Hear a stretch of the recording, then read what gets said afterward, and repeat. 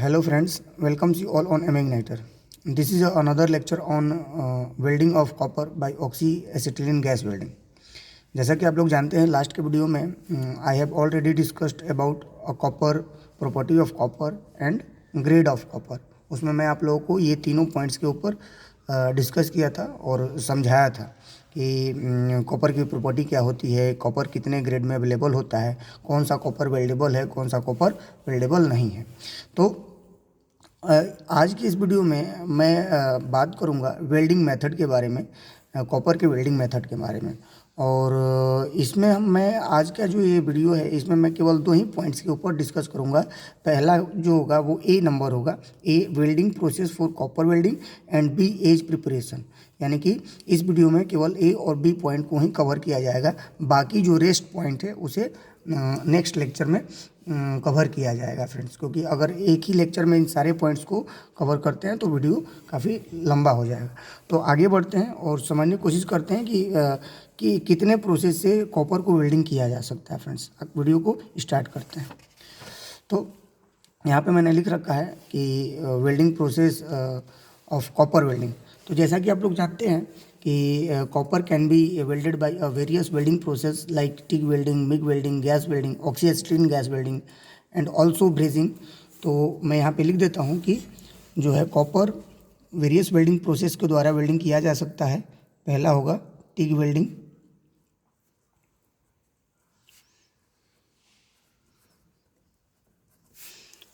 दूसरा MiG welding, third जो होगा गैस वेल्डिंग और fourth can be brazing. It can be brazing. यानी कि ये जो चार जो ज्वाइनिंग मेथड है इनसे हम लोग आसानी से वेल्डिंग कॉपर को जोड़ सकते हैं, यानी कि वेल्ड कर सकते हैं फ्रेंड्स। टिग वेल्डिंग यानी कि टंगस्टन इनर्ट गैस वेल्डिंग, जिसे हम लोग GTAW भी कहते हैं। मिग वेल्डिंग यानी कि metal inert gas welding. Gas welding में ऑक्सीएसिटिलीन गैस वेल्डिंग और ब्रेजिंग से हम लोग कॉपर को वेल्ड कर सकते हैं फ्रेंड्स। तो ये हो गया वेरियस वेल्डिंग प्रोसेस। लेकिन हमें सिलेबस में क्या दिया हुआ है, हमारे सिलेबस में जो दिया हुआ है वो केवल गैस वेल्डिंग के द्वारा दिया गया है। तो हम लोग केवल गैस वेल्डिंग के द्वारा कॉपर को कैसे वेल्ड करेंगे उसके बारे में पढ़ेंगे कि what is the correct parameter for copper welding by oxyacetylene gas welding. Okay, तो हमें केवल गैस वेल्डिंग के ऊपर फोकस करना है फ्रेंड्स। ठीक है, अब आते हैं एज प्रिपरेशन। एज प्रिपरेशन जैसा कि आप लोग जानते हैं कि ये वेल्डिंग मेथड का एक बहुत ही इम्पोर्टेंट हिस्सा है। जब भी हम लोग वेल्डिंग करते हैं तो वेल्डिंग से करने से पहले हमें एज प्रिपरेशन के ऊपर ध्यान देना पड़ता है for getting a strength in a joints. तो उसी को हमें समझना है। तो इसमें देखिए मैंने लिख रखा है कि अप टू 1.2 मिलीमीटर, यदि मेटल का थिकनेस 1.2 मिलीमीटर तक हो, उससे ज़्यादा नहीं हो, 1.2 मिलीमीटर तक, तो एज और फ्लेंज ज्वाइंट, यानी कि जो हमारा एज प्रिपरेशन होगा वो किस प्रकार का होगा, एज ज्वाइंट या फिर फ्लेंज ज्वाइंट हम लोग करेंगे। अब देखते हैं फ्लेंज ज्वाइंट कैसा होता है। तो कुछ इस तरह से होता है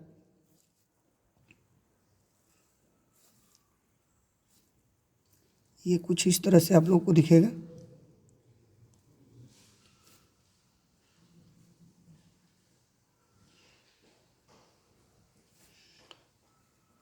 इस टाइप के ज्वाइंट को हम लोग यहाँ पे हम लोग ज्वाइंट कर देते हैं। इसे हम लोग बोलते हैं एज या फिर फ्लेंज ज्वाइंट। ये हो गया फ्लेंज ज्वाइंट, फ्लेंज ज्वाइंट। यानी कि जो ज्वाइनिंग एज है उसे हम लोग क्या करेंगे कि उसको हम लोग 90 डिग्री पे मोड़ देते हैं कुछ तक, उसके बाद ऊपर से हम लोग वेल्डिंग कर देते हैं। तो इसे हम लोग फ्लेंज ज्वाइंट कहते हैं। अगर ये मेटल का थिकनेस अप टू 1.2 मिलीमीटर हो, यानी कि 1.2 मिलीमीटर तक हो, तो ठीक है। तो ये हो गया फ्लेंज ज्वाइंट। आगे बढ़ते हैं।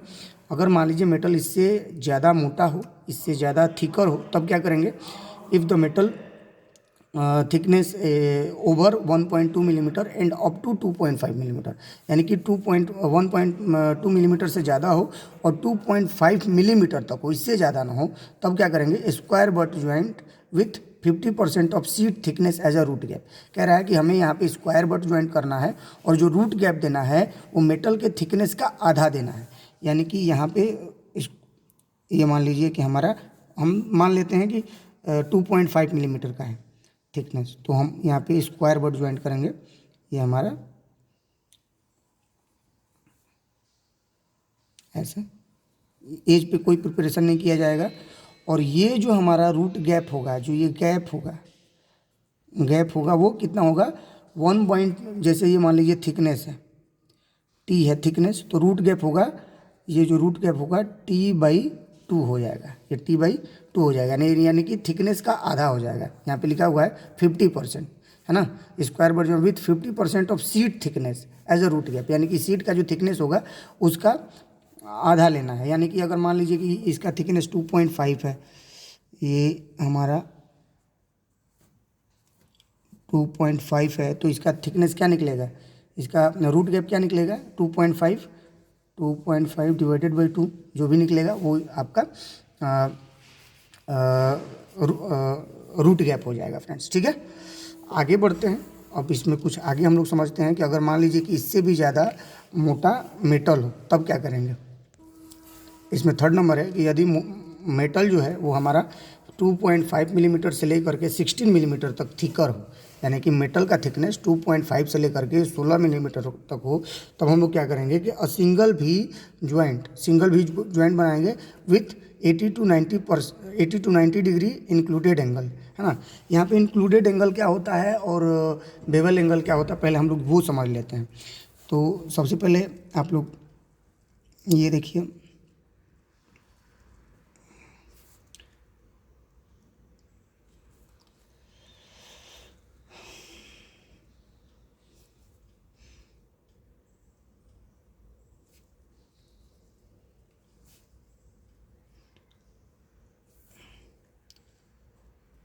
ये देखिए, तो ये हमारा सेंटर हो गया। तो यहाँ से ये जो एंगल बनेगा इसे हम लोग बोलेंगे बेवल एंगल,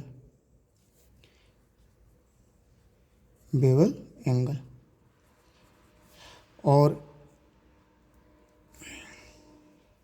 ये जो पूरा एंगल बनेगा, यानी कि दोनों प्लेट का जो एंगल बनेगा, इस एंगल को हम लोग बोलेंगे इंक्लूडेड एंगल।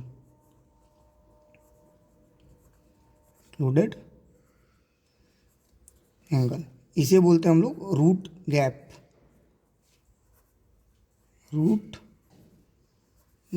ठीक है, रूट गैप। तो ये होता है बेवल एंगल और इंक्लूडेड एंगल। तो इसमें कह रहा है कि जो इंक्लूडेड एंगल होगा वो 80 से 90 डिग्री के करीब होगा, यानी कि ये जो हमारा एंगल होगा, दोनों प्लेट का जो एंगल होगा मिला करके वो 80 से 90 डिग्री होगा।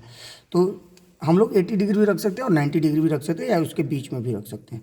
तो इसका कैसे डायग्राम बनेगा, अगर मान लेते हैं कि हमारे पास 16 मिलीमीटर का प्लेट है, तो इसका हम लोग डायग्राम कुछ इस तरह बना लेंगे।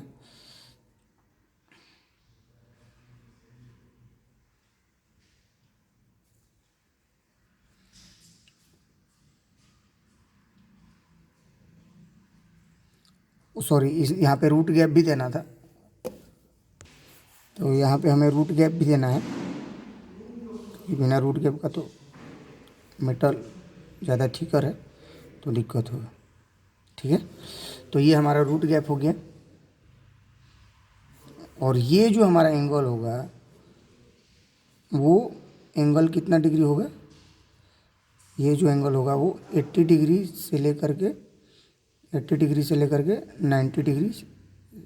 डिग्री तक होगा। ठीक है, ये हो जाएगा, ये इंक्लूडेड एंगल है फ्रेंड्स। ठीक है, और ये जो रूट गैप होगा वो देखा लिखा हुआ है कि root gap 1.5 millimetre to 5 millimetre according to the plate thickness. कह रहा है कि प्लेट थिकनेस के आधार पे रूट गैप 1.5 मिलीमीटर से लेकर के 5 मिलीमीटर तक हम लोग ले सकते हैं। तो जैसे मान लीजिए कि हमारा मेटल 2.5 मिलीमीटर है, तो वहाँ पे हम लोग 1.5 का रूट गैप ले सकते हैं। उससे ज़्यादा अगर 3 मिलीमीटर का हुआ तो 2 मिलीमीटर का रूट गैप ले सकते हैं। 16 मिलीमीटर तक में हम लोग 3 मिलीमीटर का रूट गैप ले सकते हैं। जनरली हम लोग 3.0 मिलीमीटर का रूट गैप रख सकते हैं इसमें, है ना फ्रेंड्स। तो ये हमारा रूट गैप हो गया। ठीक है, आगे बढ़ते हैं। और मान लीजिए मेटल और ज़्यादा थिकर है, तब क्या करेंगे, ओवर 16 मिलीमीटर, यानी कि अगर मेटल का थिकनेस 16 मिलीमीटर से ऊपर हो तब क्या करेंगे, डबल भी, है ना, यहाँ पे क्या करेंगे हम लोग, डबल भी preparation with 90 degree included angle, यानी कि हम लोग को डबल भी बनाना होगा अगर 16 मिलीमीटर से ऊपर है तो चलिए देखते हैं कैसे बनाते हैं इसको। चलिए, तो सबसे पहले ये हो गया, ये हो गया, यहाँ पे हमें रूट फेस भी देना होगा। ठीक है,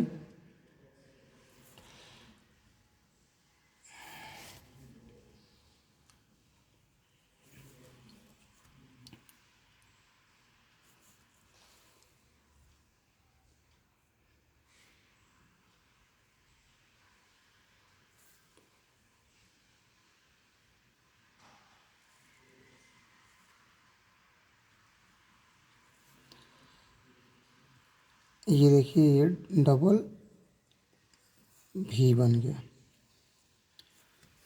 दोनों साइड से भी बन गया। देखिए आप लोग, ये दोनों साइड से भी बन गया, एक नीचे से, इधर से ऐसे भी, ऊपर से ऐसे भी। अब इसमें आप लोग को पता होगा कि इंक्लूडेड एंगल किसे कहते हैं, रूट फेस किसे कहते हैं, रूट गैप किसे कहते हैं। देखिए ये वाला जो है इसे हम लोग रूट फेस कहते हैं। This is called root face, root face. और ये जो गैप है आप लोगों को पता ही होगा, इस गैप को हम लोग रूट गैप कहते हैं, रूट गैप, रूट गैप। ठीक है, तो ये रूट गैप हो गया। तो यहाँ पे कह रहा है कि over 16 millimetre metal thickness, double भी प्रिपरेशन, डबल भी यानी कि ऊपर भी नीचे भी, विथ 90 डिग्री इंक्लूडेड एंगल, यानी कि ये जो इंक्लूडेड एंगल होगा बोथ साइड कितना होगा, 90 डिग्री होगा। यानी कि एक प्लेट में आप लोगों को 45 डिग्री का एंगल काटना पड़ेगा। एक प्लेट में कितना काटना पड़ेगा, 45 डिग्री का। ये भी एंगल जो होगा हमारा 90 डिग्री का ही होगा। ठीक है, ठीक। तो ये होता है हमारा एज प्रिपरेशन, कि आप लोगों को जनरली आप लोग समझ गए होंगे कि जैसे जैसे मेटल का थिकनेस बढ़ते जाता है वैसे वैसे एज में प्रिपरेशन बढ़ते जाता है। पहले फ्लेंज होता है, फिर स्क्वायर होता है, फिर सिंगल भी होता है, फिर डबल भी होता है, यू होता है, जे होता है, डबल यू हो जाता है। तो ये मेटल के थिकनेस के ऊपर है, जैसे जैसे मेटल का थिकनेस बढ़ता है वैसे वैसे हम लोग एज का प्रिपरेशन बढ़ाते जाते हैं फ्रेंड्स। तो फिलहाल इस वीडियो में इतना ही। नेक्स्ट का जो वीडियो होगा उसमें हम लोग रेस्ट जो पॉइंट्स है उसको कवर करेंगे, यानी कि क्लीनिंग मेथड को देखेंगे, filler rod selection, nozzle selection, flame selection, pre heating and welding technique का सिलेक्शन के बारे में हम लोग नेक्स्ट के वीडियो में समझेंगे। फिलहाल इस वीडियो में इतना ही। Thank you for your kind attention.